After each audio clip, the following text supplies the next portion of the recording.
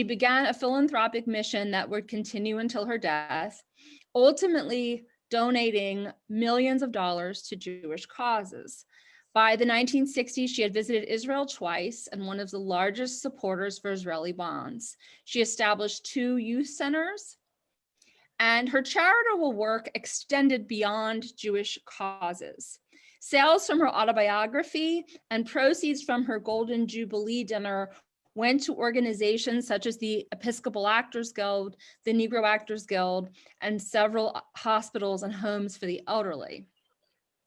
She pioneered the art of philanthropy among big stars and was known very much for her financial generosity.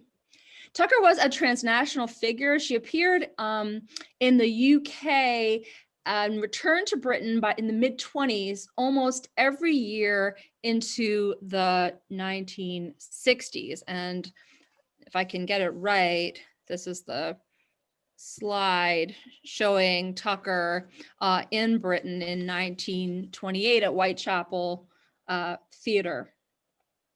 The British press called her the most beloved American star, and Tucker loved to learn the nuances of performing for these new audiences.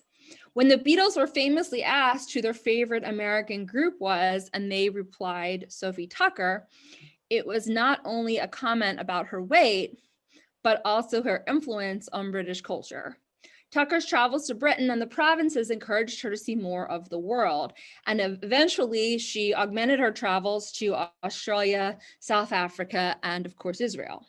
She was the only American performer to have 3 command performances before British royalty. Tucker was a really terrific archivist, and her determination to preserve her own legacy is perhaps the most remarkable thing about her. One of the most remarkable things. Beginning in 1907, she clipped every article written about her and preserved them in scrapbooks that she bought at a 5 and 10 store. And as her itineraries became more elaborate, and she started to keep everything, fan mail, greeting cards, photographs, dry cleaning bills, anything that she felt was important. She included bad reviews and good reviews, and also reviews of people who weren't her.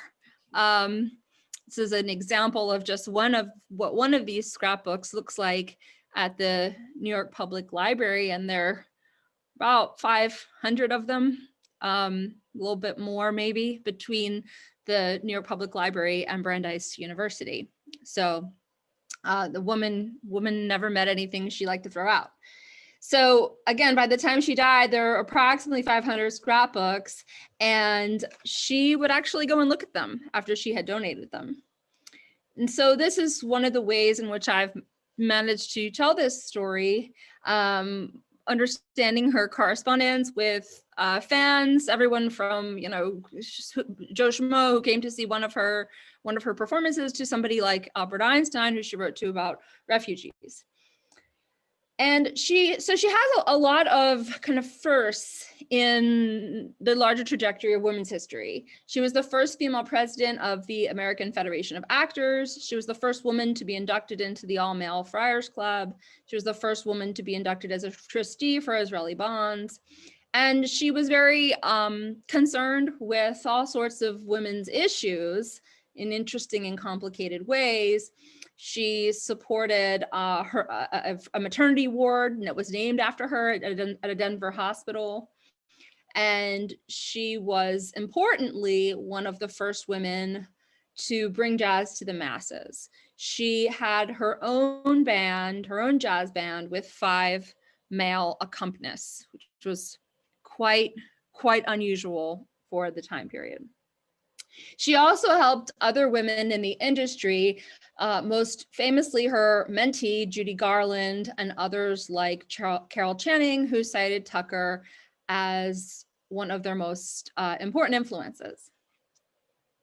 So I'm just going to start with a little bit of biography. And again, if you want to stop me at any point, I'm happy to answer questions. And this is more of a teaser for the book than the sort of beginning of the book, but I'm happy to talk about any of these issues. I think I have a picture of Yeah, Tucker with Garland. These photos are all from the scrapbooks. They're original photos that some are in the book and some are not. Some I'm just showing you. So just the photos themselves are interesting archival property. And what's funny about Sophie is that, you know, when people say I have an autographed copy of a record or I have a photo, it's very, very common because it's harder to find something without her name on it than it is with it in some way. I've never seen an unsigned autobiography. So Sophie's parents, Charles Kalish and Jenny Yaka, were born in what is the current day Ukraine and married in 1876. And a state of security for Jews came to a halt when the more reactionary Alexander III came to power, which set off violence against Jews across Russia. And at this point, Jews became disproportionately recruited for army service and prohibited from several areas that would have benefited them economically. And so Charles and Jenny made the decision to immigrate to America. And Charles left first for America around 1885 to establish himself and to earn enough money for his family's travels. Jenny had given birth to a son, Philip, by the time of Charles's departure, and was also newly pregnant with her second son. So when Charles landed in New York in May of 1886, he first moved to Boston and worked as a tailor and earned money for his family's passage. Jenny had a difficult road ahead of her as she set out for America. And this is sort of a lore, family lore. She set out through Poland in a harsh winter, and she spoke, of course, only Yiddish and Russian. And she was traveling pregnant, of course, with a young child, Philip. So somewhere on this journey, Jenny's second child, who she named Sonia, was born. And the birth date is always contested. Sophie was not real open about her actual birthday, but it seems that January 13th, 1886 is what we've gathered of her birth. And the lore goes that strangers saw Jenny on the side of the road and welcomed her into their home where she gave birth. But Jenny and her children arrived in New York in 1887 to meet up with Charles Kalish in Boston. Now, there's a question name. So they're the Kalish family. They became the Abuzas when they arrived in the United States. How a family of Russian Jewish immigrants took on the Italian surname is, again, another family legend. Fleeting conscription in the Russian army, Charles Kalish met a man named Charles Abuza, who became a friend, and Abuza became very ill. And when he died, Charles took the Italian's papers and entered the country with a new name. And so the census records indicate that all family members came as Abuza. There is no record of Charles, Jenny, Philip, or Sonia Kalish to be found. Of course, this is very common for Jewish immigrants to change or alter their names upon settling. And so Charles Abuza supported the family enough for them to move to Hartford. Sophie was 8 by the time the family moved to Hartford, and she now had younger siblings as well. The family had expanded. Moses and Anna were born in 1889 and 1892. And so by 1896, the family leased a space on Front Street and established a kosher restaurant downstairs and lived on the second floor. Now, Abuza's restaurant became a fixture in town, and Sophie and her siblings worked very hard, tending to the needs of customers. Sophie followed in her mother's footsteps, but was taken by the performers who often came into her parents' restaurant. Abuza's restaurant's location and kosher food made it a regular spot for Jewish performers who came through Hartford. And Sophie would wait by stage doors and advertise Abuza's restaurant as the best meal in town for the least amount of money.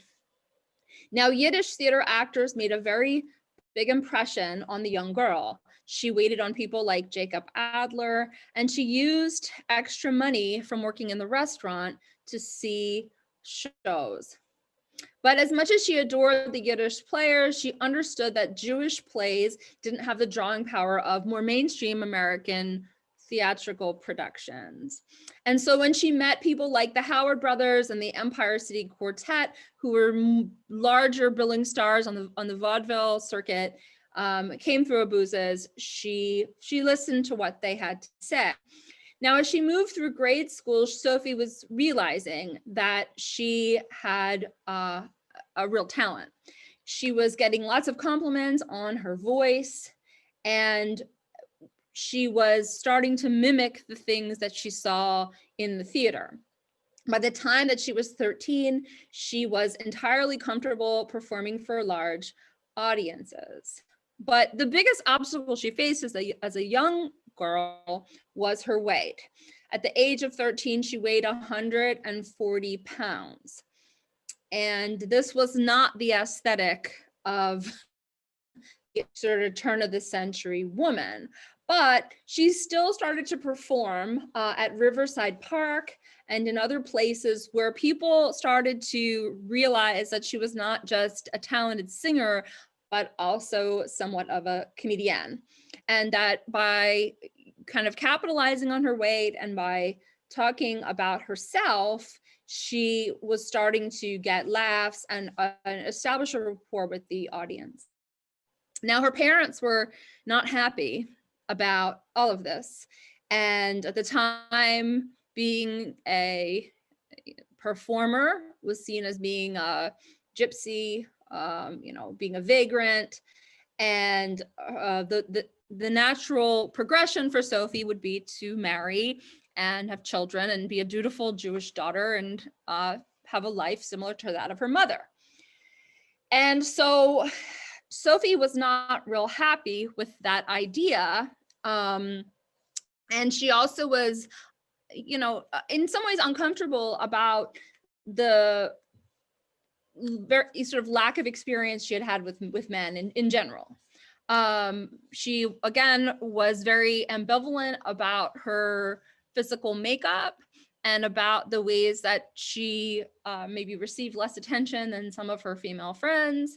And she was very comfortable with the idea of kind of having this relationship set up by her parents or even meeting a man on her own. So when she did meet a man on her own, she met this guy, Louis Tuck, who went to her high school, and he was actually a popular, charismatic boy. And so she was very taken by him. He was one of 9 children born to Simon and Frida Tuck, who emigrated from Russia around the same time as Sophie's family. And so the two started to spend time together, and just to some extent, Sophie's mother was happy just to see that, boys were starting to take an interest in her. But the relationship was kind of picking up steam very, very quickly. And Sophie and Louis decided to marry in secret. And so Sophie told her mother in May of 1903 that she was going to a movie with a friend, as she normally did on Saturdays. And she instead went and married Louis Tuck.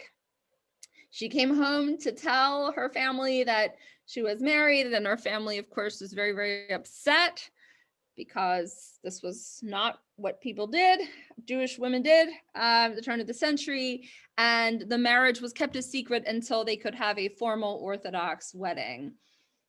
Now, again, there was these folks are young. I mean, Sophie's about 16 when she gets married, and so she really had never asked Louis what his financial aspirations were. She was just kind of taken up by the whirlwind of romance. And so Louis and Sophie were more or less living with Sophie's parents almost immediately, and soon learned that Sophie was expecting her first child. So Louis, who was very irresponsible, was, kind of off doing, kind of working as a beer delivery man.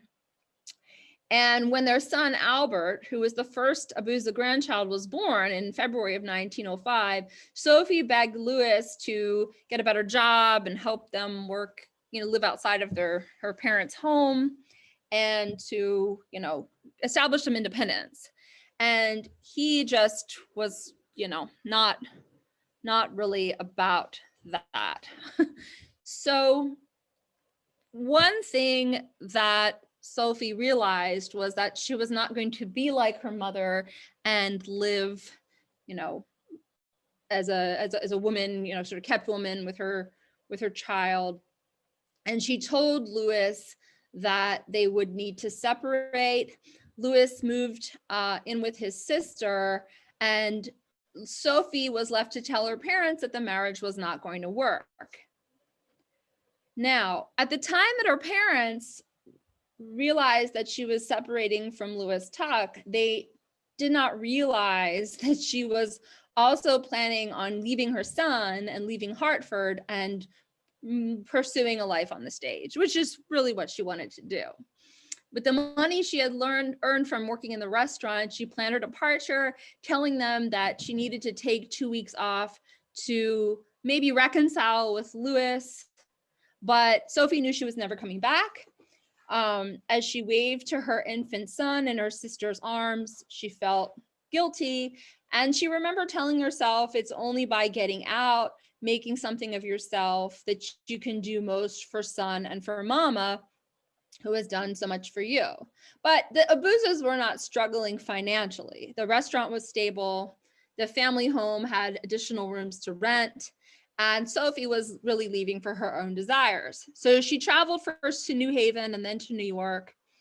And she, in New York, finally told her parents that she was done for good. And she remembered declaring, I have decided I can do big things, and I have definitely made up my mind that you will never stand behind a stove and cook anymore. So this is the way she's kind of rationalizing this decision for her family, for her mother, and those that she's left behind. So in New York, Sophie was alone. She had relatives in the city, but thought that her family would prove a distraction. And so she opted for a hotel on 42nd Street, which costed $1.50 a day. Dressed in the finest outfit she had brought to the city, she spent her first morning in New York trying to attract songwriters on Tin Pan Alley. Now, she had performed familiarized herself with all the greatest hits, but what she wasn't really prepared for, because she had no experience in this, was the rejection. All of the music houses that she visited gave her the same tepid response, told her to come back again sometime, and she really wound up singing for her food. She started performing for customers in restaurants under a new name, Sophie Tucker.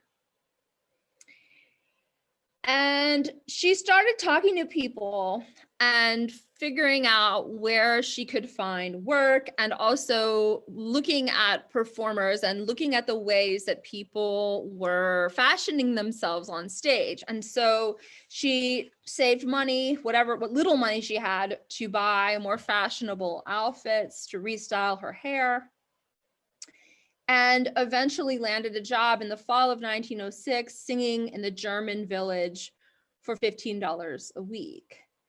And she sang in a section of the building for, kind of working class folks, for folks that weren't a big deal. Underground Rathskeller was set aside for agents and managers and people looking for new talent. And as she continued to perform more, she was able to actually make her way down to the Rathskeller and to connect more with the people who are writing the music.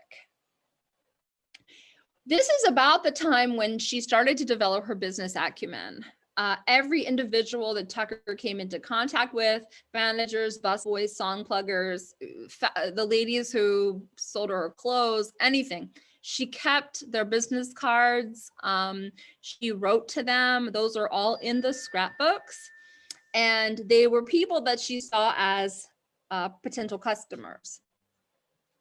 And so even though she was making her way through the German village, it was an area seen as seedy. It was, constantly under police surveillance.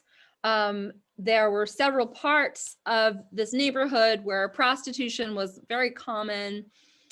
And Sophie was among all of this. Tucker seems to have sent money home to Hartford, writing letters to parents, which her parents, to tell her to take good care of Albert.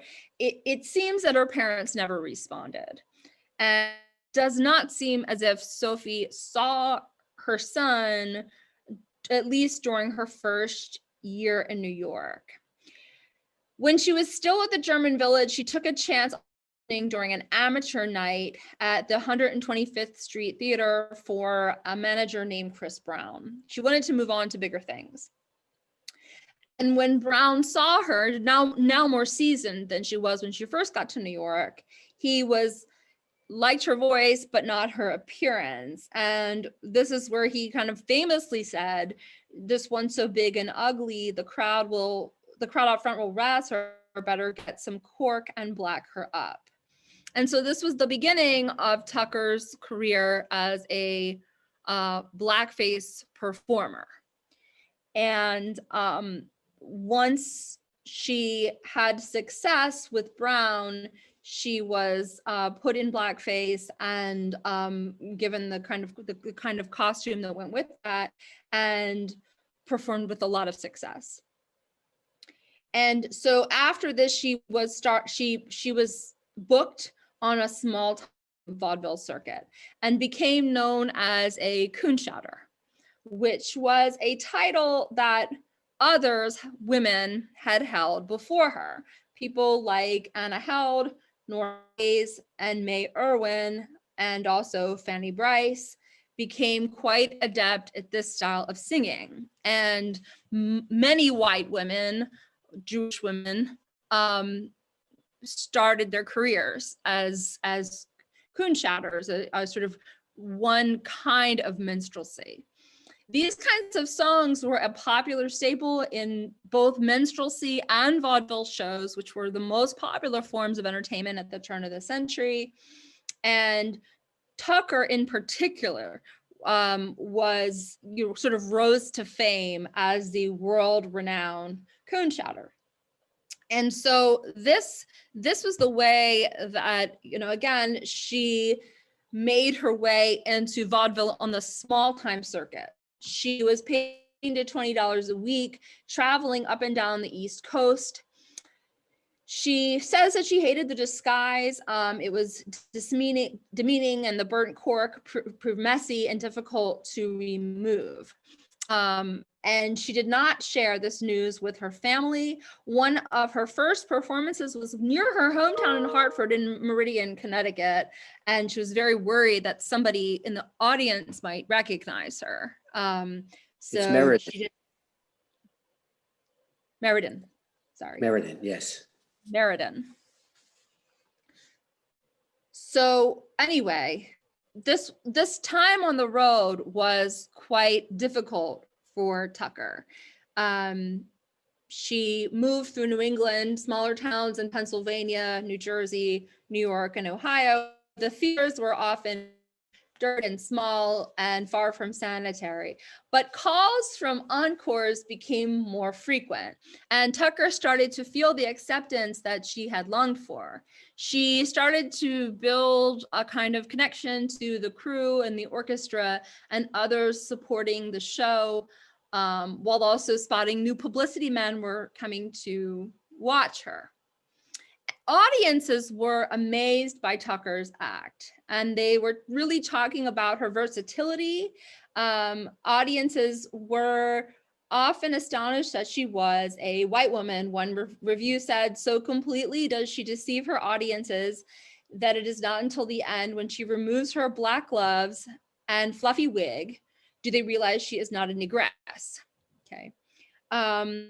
So this kind of racial masquerade really sustained her career for a few years. She was performing in cities across the Northeast, and at one point she did decide to visit her family in Hartford, and she was shocked to see that her parents, of course, had aged, and how her son Albert clung to sister Anna rather than to her. The neighbors stayed away and called her all sorts of names to her mother's face. And so this experience coming home, again, with the reputation of being this sort of show woman on the road, made her swear that she would never return to Hartford until she reached the pinnacle of success. So when she went back on the road, her work in blackface led to engagements at higher profile theaters. She convinced legendary showman Tony Pastor to book her at his theater in 1908.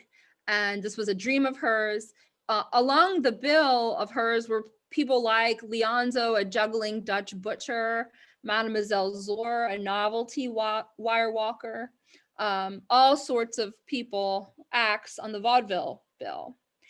And as she continued on, she got more and more roles. She performed as part of the burlesque troupe, the Gay Masqueraders, and was moving her way kind of up the ranks.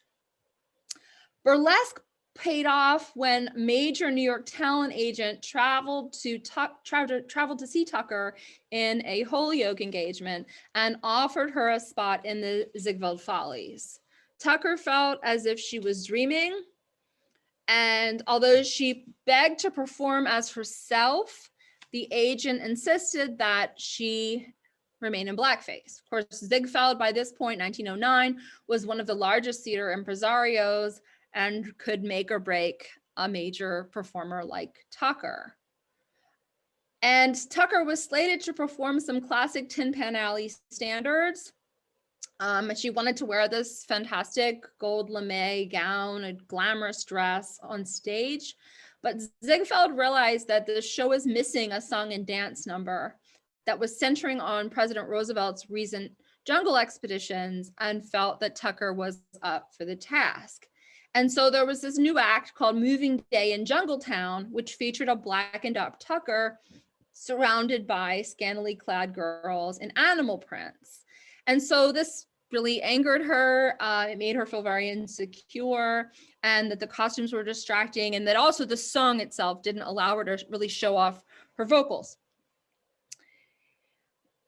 But Tucker was still determined to shine in a solo performance, and she shedded the animal costume for the gold gown, and she sang, and roaring applause followed, and she kept going. And once other people in the cast, namely Nora Bayes, a much bigger star, heard the reception for Tucker, they were not happy. And Nora Bayes heard the crowds and wanted to avoid being upstaged by a newcomer. And so Nora Bayes and Ziegfeld, who had a relationship of their own, very tempestuous one, argued, and to alleviate the tension between the two of them, vaudeville sensation Eva Tanguay came to replace Nora Bayes and also Tucker's routine as well. So a very short time in the Follies, but a very important one. Mostly important because this is the time when Tucker met Molly Elkins. Molly Elkins was an African-American woman who became Tucker's closest friend in her life and her confidant for the next 2 decades.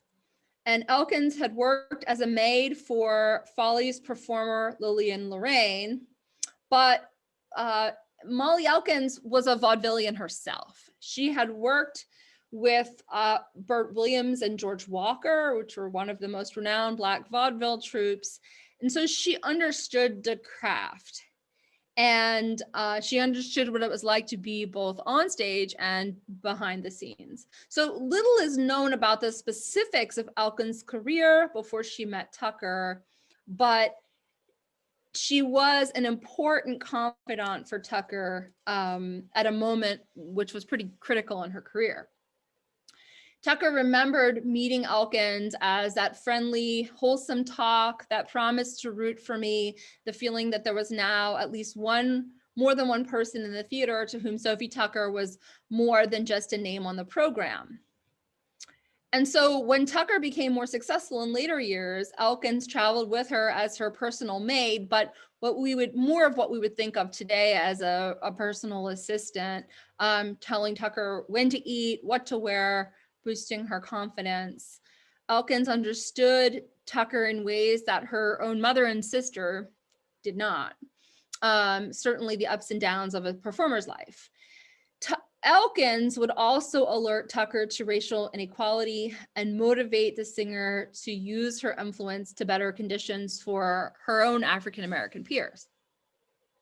After the Follies, Tucker secured a gig at a hotel in Long Island.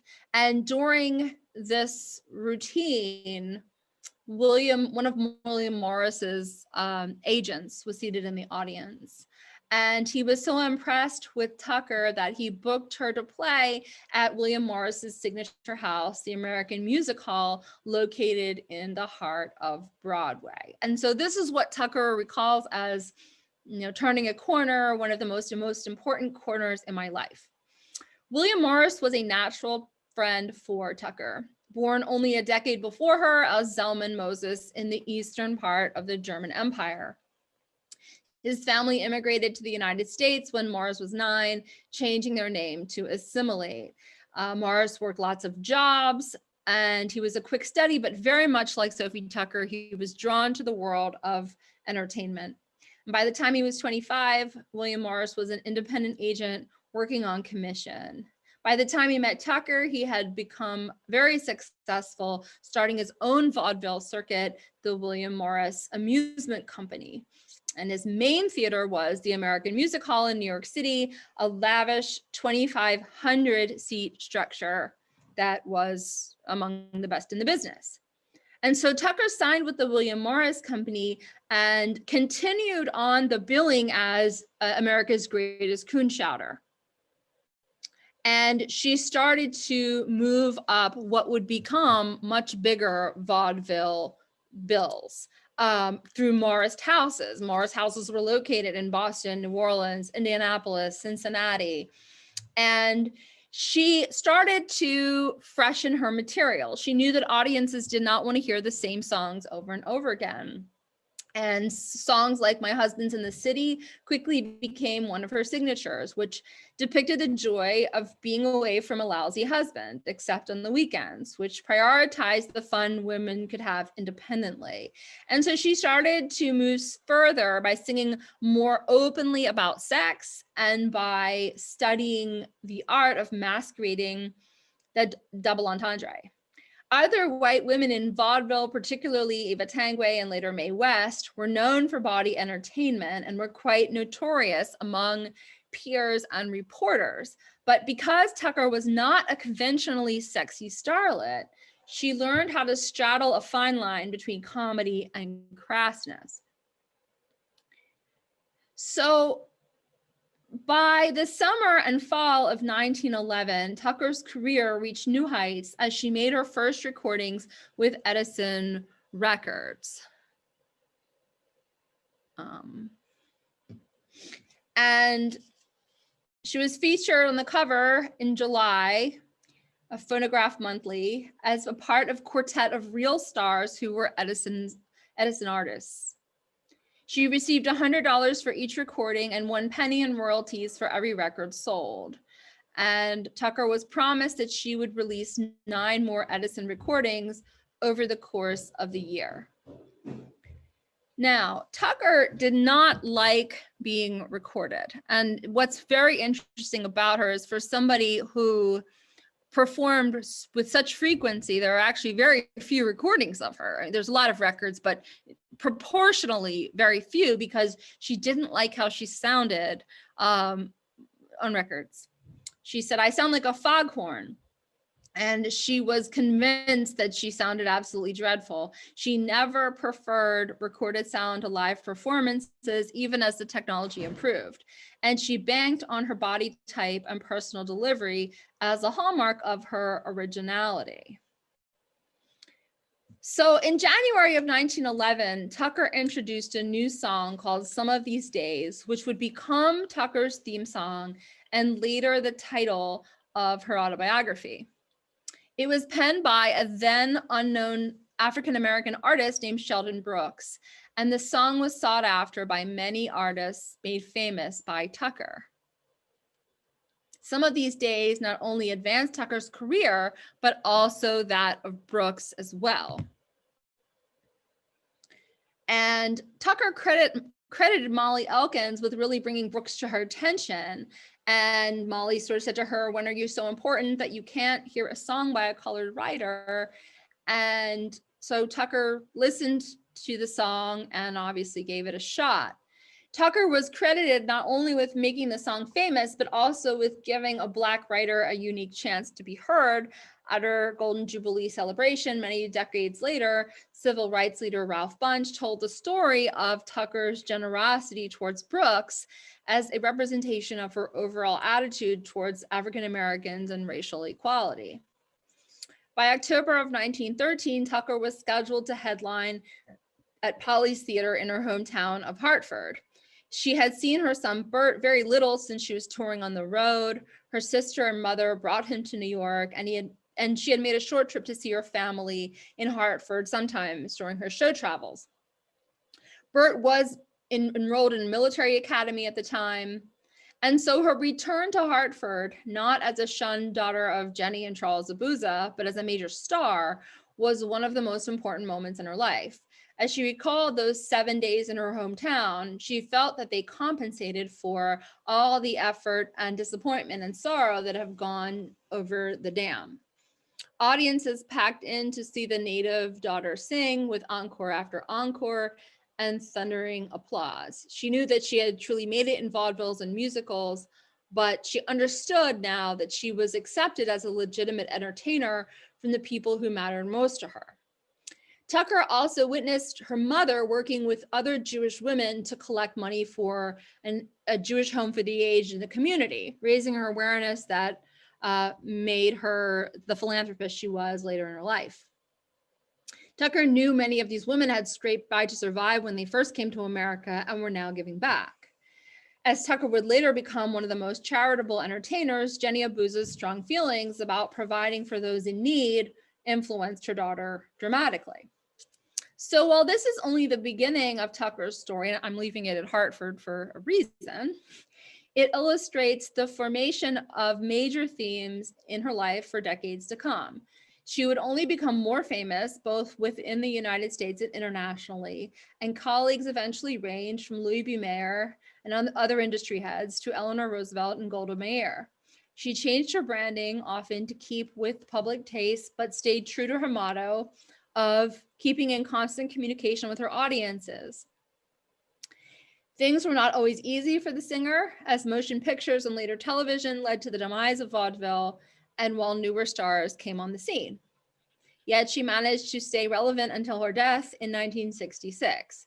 She paid a price in her personal life. Satisfaction and acceptance came from fans rather than a romantic partner. But in the end, that was enough for her. She both defined the times and was completely ahead of them.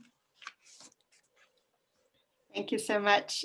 We did have a couple of questions coming up in the chat while you were talking. So Okay. A couple, curious if there's anything more you could say about her life in Hartford. Like, do you know where she went to school? Did her family always live on Front Street, or did they move anywhere else in the city to your knowledge? Well, later she moved them to a bigger house. in Hartford. Okay. Yeah, when she became famous, and her family always lived in Hartford. Her sister, her eventually her family came to work for her. Okay. Her brothers and her sister came to travel with her. Anna also eventually married and lived there as well. But her mother and father were both buried in Hartford. At the Hartford, her whole family was actually. She's not buried with them. She's buried in a different plot because they didn't have room. But Yeah, a couple of us were they at moved around a little the, bit, but they really did stay. They really did stay in Hartford, and yeah. Although again, Anna became very close to Sophie when she started traveling abroad, and was a constant travel companion. And also her brothers were taking care of her finances as well. Great, thank you. One specific question, did the Abuzes ever operate a boarding house? Family lore says that my grandfather boarded with them. So the boarding house was above the the kosher restaurant. Yes. Okay. Yes. When they started out, it would have been very unusual for Jews at the turn of the century. They would be very wealthy to live alone. Yeah.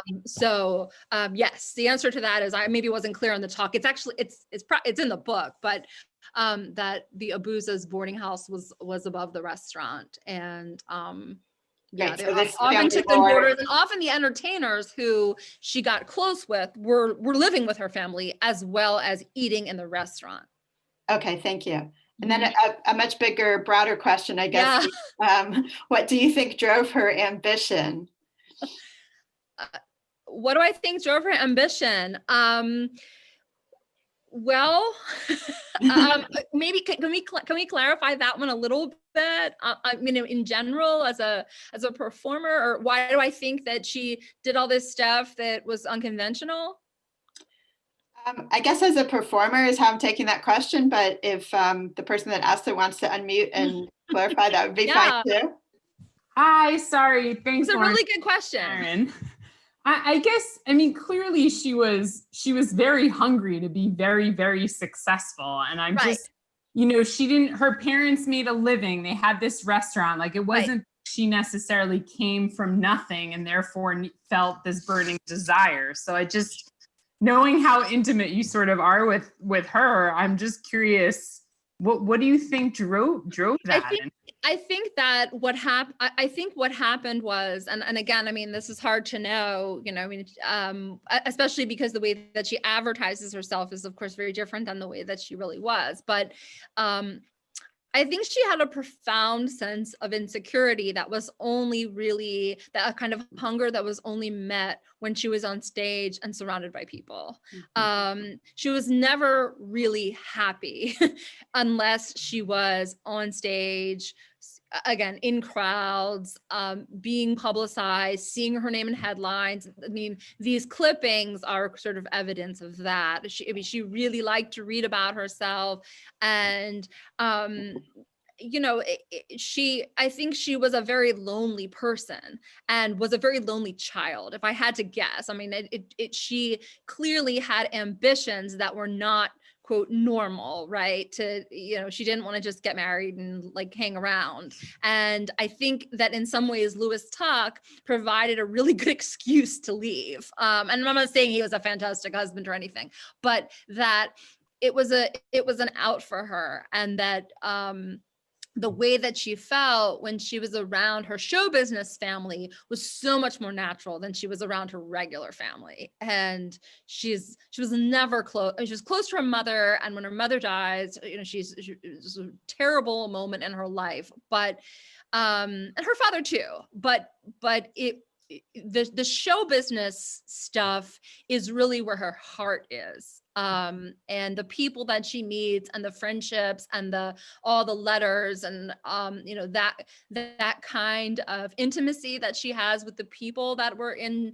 show business through many iterations and through many different genres, and the way that she managed to kind of hang on through when other people are not famous anymore. And so that would be my answer to that. I mean, she keeps going because she is, number one, really talented, and she's also able, I mean, she just is this terrific marketing machine. I mean, she's a person who, I mean, she's a person who was both very famous, but also very accessible. And when people are like, oh, right, my grandmother went to see Sophie Tucker and she talked to her. I'm like, Sophie Tucker talked to everybody. It's not unusual that she would have talked to you or taken a picture with you or signed your record or signed your autobiography. Of course, she was peddling her autobiography eventually. So there was a side of her that very much she wanted people to know a version of her anyway. Not necessarily to know the real version, but to know a lot about her. She was a kind of like a Kardashian before the making. She was reality TV before the making. So speaking of that, somebody wanted to know, is the autobiography considered to be generally accurate? So it sounds like there's definitely some. Well, the interesting thing about the autobiography is based off the scrapbooks. Oh. so yes. I mean, the thing about the autobiography that's really interesting is that, so when I was writing this book, I mean, we as historians, of course, we always take autobiographies with a grain of salt. And I used a lot of different sources, not just the scrapbooks, all sorts of newspapers and all sorts of things about her that are coming from different directions.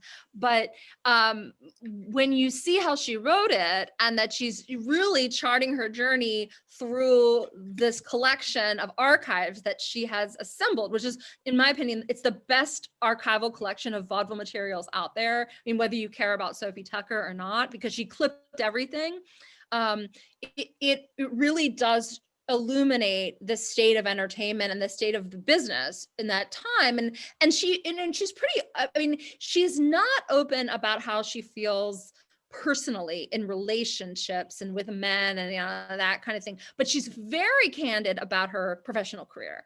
And the bad reviews are in there, and that sort of thing. So it's an autobiography that's actually documented fairly well. It's not just a memoir of like, I went here, I went there, I did this. It's really interesting how it mirrors a lot of what's in those archives. Great, thank you. A couple people were curious how you got so interested in Sophie Tucker. Is there a story behind that? So I'm a professional historian, and I'm a cultural historian, and I taught at the University of South Carolina for 17 years now. And when I was thinking about doing a second book, I wanted to do a biography. I don't know why at the time. I've now learned that biography is a genre to avoid, but at the time it was appealing, and I can't remember why. And I was thinking of people that I might be interested in. I confess I'd never heard of Sophie Tucker. It's not like my grandmother loved her or something. I didn't really know anything about her. But what I did know, or what I came to learn, was all of the blackface stuff.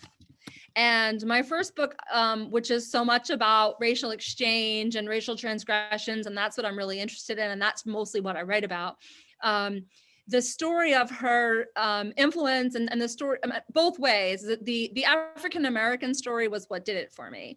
Also, when I learned about the scrapbooks, it's almost impossible to find somebody whose life is documented with, first of all, it's public domain, that you don't need special permission. You don't need to go through all these different agencies and estates and all that. She doesn't have an estate. So there are a lot of scrapbooks, and there's no question that it was a very labor-intensive process. But the idea that you could go to New York and order a whole bunch of scrapbooks and look through them, and that they were so rich. When I first went to see them, I just thought they were just a great archive. And so that's really how the book started for me. And I knew she didn't have a very good biography, that there wasn't a lot like a real good biography of her. And so that's kind of how it went. Again, it was at the end of it, I was less confident in it, probably because people want different things from biography, and that genre has certain expectations that come with it that others don't. But what I was trying to do with the book is not really tell a conventional biography, but to illuminate the larger story of changes in American history and changes in American cultural history through the life of this person. And that there's everything in there from, you know, Jewish studies to African American studies to music stuff to film stuff to all kinds of stuff that, you know, what, and then also somebody who is teaching this, if they want to, could break chapters apart and teach them on their own. So, you know, when you're a historian, you're thinking in lots of different ways about how your work can be utilized. But I also really wanted to do something for a more general audience and to be able to do talks like this. And I've done tons of them, and that's been really, really rewarding. And to kind of go through that process of asking different kinds of questions than the ones I would ask around or would be asked around academic audiences. So, but this isn't a, you know, she went here, she went there, she ate this, here's a song. It's not like that. That's not what I set out to do. And there are definitely people out there musicologically that know more about Sophie Tucker than I do. But that's not where I went with it. I was interested more in these larger thematics and interested in this really insecure person who became so famous and who had this really, I mean, one of the things that I think is so remarkable about her and also, you know, troubling is that she had this really difficult relationship with her own motherhood, her own sense of real motherhood. But of course she was like everybody, you know, everybody's Yiddish mama, and she had this, she was famous for being a famous person mother, right? But she was a terrible mother in real life. And she really embraced the Yiddish mama thing, and she really rejected the real mama thing. And so that was interesting as well. Yeah, that's fascinating. And I think by virtue of her career, having spanned so many decades and so many genres of performance, that sort of enables you to do a lot with the different, you know, with the cultural history of, you know, of popular culture over time. Yeah, for sure. She also, I mean, she's also a neat launching point to talk about a lot of other people. You know, I teach about hers, you know, doing these kind of Tin Pan Alley vaudeville lectures, and you can get into so many, there's a lot of people in the book besides her. And you really learn about, at least I did, I learned about a lot of people who we just have never heard, most people have never heard of them. I mean, there's all these like vaudevillian stars that they're lost. And her archives in a lot of ways, and this is what's cool about being a professor, is you have graduate students and then they can go and they can, you know, write their own books, is that her, you know, a lot of her peers who didn't become as famous as she, I mean, they were famous at, you know, one time, but then nobody by 1935 had ever heard of them. They're all there. All their careers are still there. And a lot of them are really transgressive and interesting and doing things that, you know, you wouldn't believe were happening in, you know, 1910 or whatever. But there's a lot of very, very rich history in vaudeville that, you know, I think people think of, well, like Fanny Brice and like, you know, we you know, because of Funny Girl, maybe some people kind of know who she is. My students certainly don't, but obviously all of you probably do. But that's another thing. It's kind of weird. It's like, you know, the cultural reference point is kind of gone. But then there's also a lot of like, you know, Pauline the Hypnotist, who I know all about now from this book, but Pauline the Hypnotist, you know, before Sophie, he was the headliner and the sort of this cross-dressing hypnotist. And, you know, people like that who you find in early vaudeville. So it's interesting. Great, thank you very much. One of the things that's come up in the chat is various people here have family connections to Sophie, or right, a family member that's buried next to her parents in the Zion Hill Cemetery. We had a little tour there. Right. last month that we saw, or somebody, who boarded in the boarding house and that kind of thing. So That as is the Jewish Historical Society, we'd love to hear and collect those stories Yeah. and those connections. And I'd also like to let people know that we have a new online exhibit about Sophie Tucker that has some links to some of her music and so on our website. So that's available there too. And having read the book, it's really very, very well written and fun to read. So I encourage you all to order yourself a copy, and I'll send a link out to everybody after we, as a follow-up to this call. So Lauren, thank you so much for your time tonight. Yeah, well, thank you for Appreciate having it. me. And if anyone wants to reach out, or Elizabeth has my email, but if you want to reach out or ask questions, or just send me your whatever anecdotal, your family connections, or any of that kind of stuff, I'd love to see it, and appreciate you taking the time to listen to this. Absolutely, that's a treat for us. Thank you so much. Thank you. Okay.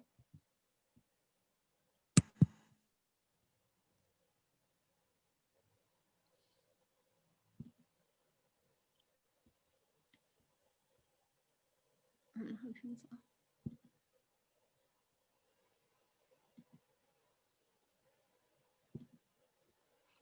Oh, that's a great picture. Yeah, hit this one. Oh, this is Ted Shapiro. I had more pictures. I didn't realize. Oh, that's okay. Yeah. Yeah, this is glam Sophie. I have so many pictures. Couldn't put but yeah, and then there's yeah. I have my favorite one on which this is my favorite one.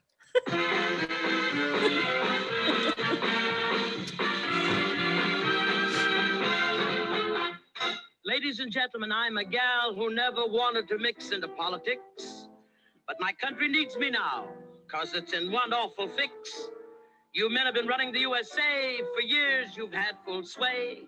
I think it's a crime and just about time that we women had our way. You men have ignored the women, you've always been unfair. What we need is a woman now in the presidential chair. I ran for president 4 years ago, but Mr. Truman got in. Like William Jennings Bryan, I keep on trying, and this time I'm going to win. My presidential boom is going to be big and strong, and from now on, you'll hear this campaign song. Sophie Tucker for president, your candidate for 1952. On the day that I'm elected, all you gals have been neglected will be furnished with a lover tried and true. You just vote for Sophie Tucker for president, and I guarantee a better deal for you.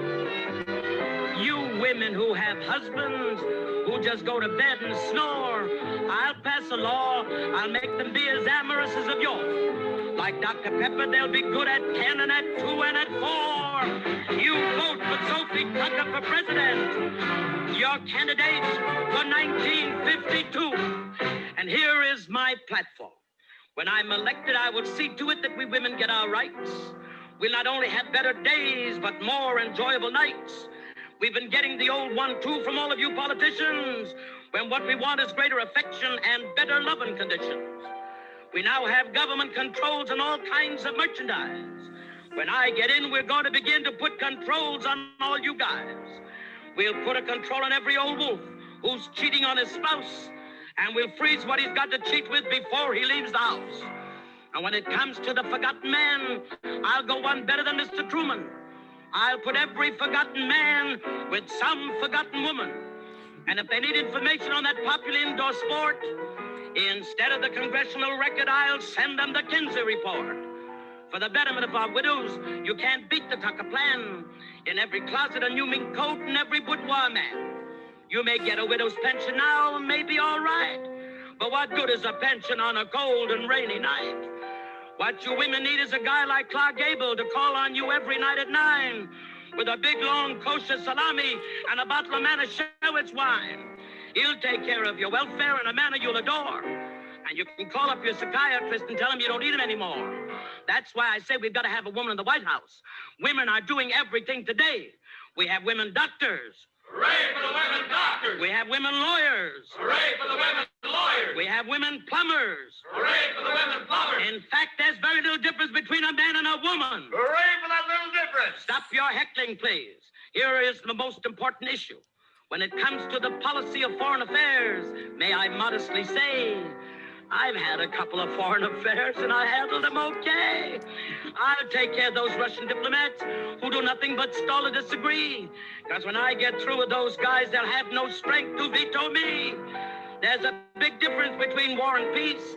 One fact you can't ignore. No man yet has ever said, I've just had a darn good war. So vote for Sophie for president in 1952. That is fantastic. I had seen the publicity, the cover of the album or something, but I hadn't had a chance to listen to the whole thing. It's amazing. Yeah, that's great. All right. Well, thank you. Thank you so much. Appreciate it. All right. Have a good night, everybody.